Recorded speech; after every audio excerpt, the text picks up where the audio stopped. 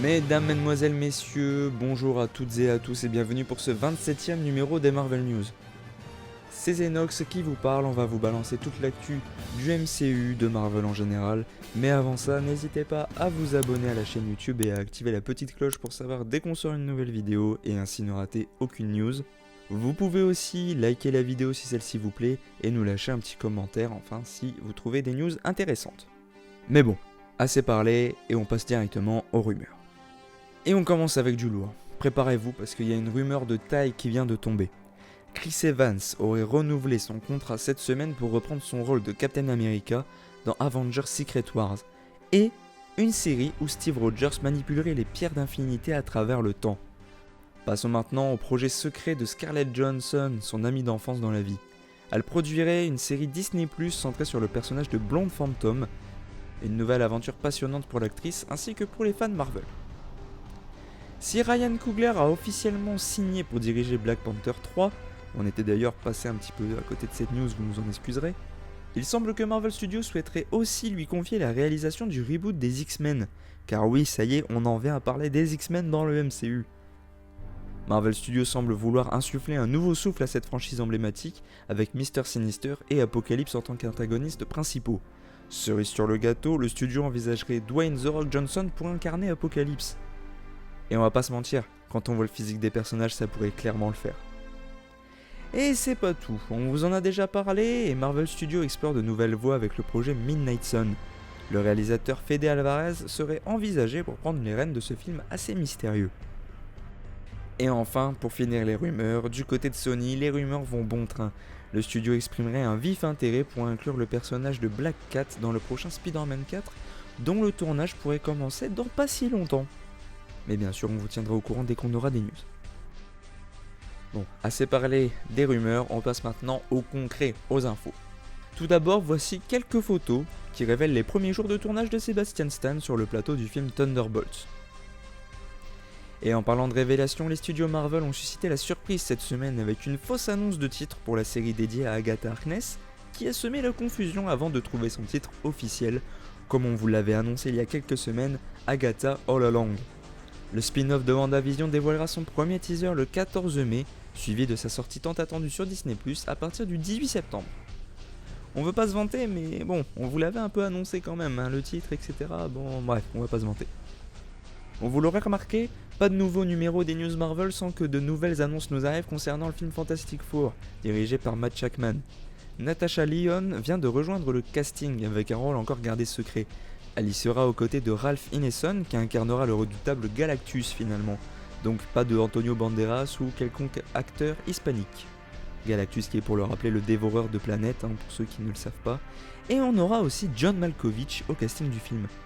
Assez improbable mais franchement ça fait encore un grand acteur qui rejoint le MCU, je trouve ça très très cool.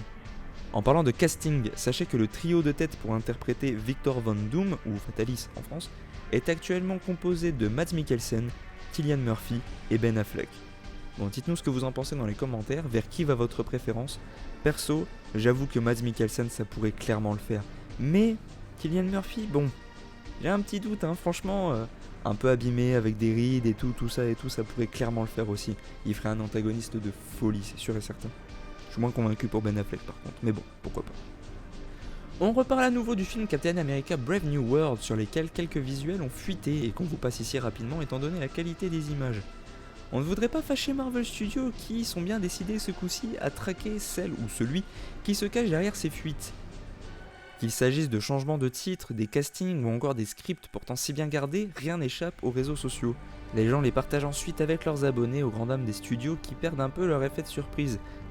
C'est pour ça qu'on vous montre pas forcément tout non plus à chaque fois.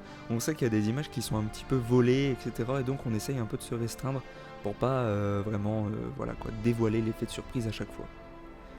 Marvel et Disney sont donc bien décidés à ne plus se laisser faire et ce qui est normal à mon avis. La société de propriété intellectuelle de Marvel, MVL Film Finance, a saisi la justice de Californie. Matthew Slatoff, vice-président chargé de la sécurité mondiale et de la protection des contenus, exige donc que les réseaux lui fournissent toutes les informations concernant celui ou celle qui se cache derrière le scoop. Je sais pas ce que vous en pensez, mais personnellement je trouve que c'est une très bonne idée, parce qu'il faut avouer que depuis, j'ai envie de dire, après Endgame, on a beaucoup perdu de certains effets de surprise, Même si certains secrets sont quand même très bien gardés, on va pas se mentir, il y a quand même des choses qui ont été dévoilées et qui ne devraient pas l'être. Notamment là avec toutes les fuites qu'on a concernant Deadpool 3, je pense que c'est un petit peu trop. D'un point de vue administratif, un nouveau chapitre s'ouvre dans l'histoire du MCU avec l'arrivée de Ryan Reynolds dans un rôle inédit.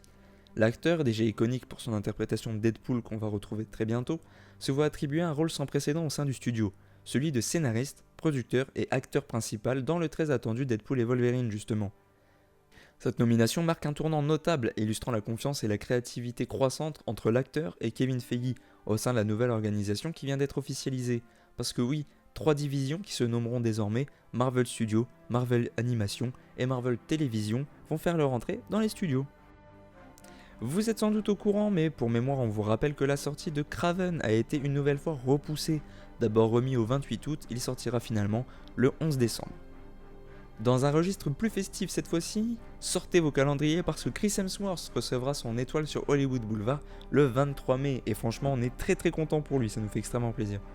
Côté série, on vous en avait assez parlé au rayon des rumeurs dans le dernier numéro, mais cette fois-ci c'est officiel. La série Spider-Man Noir aura bien comme héros Nicolas Cage. La première saison est d'ores et déjà validée sans épisode pilote et voici le pitch. Spider-Man Noir raconte l'histoire d'un détective privé âgé et malchanceux qui vit dans le New York des années 1930, qui est forcé de lutter avec son passé du seul et unique super-héros de la ville. Et c'est pas tout pour les séries, on a eu pas mal de nouvelles news, surtout concernant Daredevil Born Again, qui a désormais une date de sortie officielle fixée à mars 2025 sur Disney+. Le studio se laisse ainsi une bonne année pour organiser la post-production et entamer la campagne de promo. Et on serait en droit de penser que Born Again pourrait avoir droit à une commande officielle pour de nouveaux épisodes plus tard.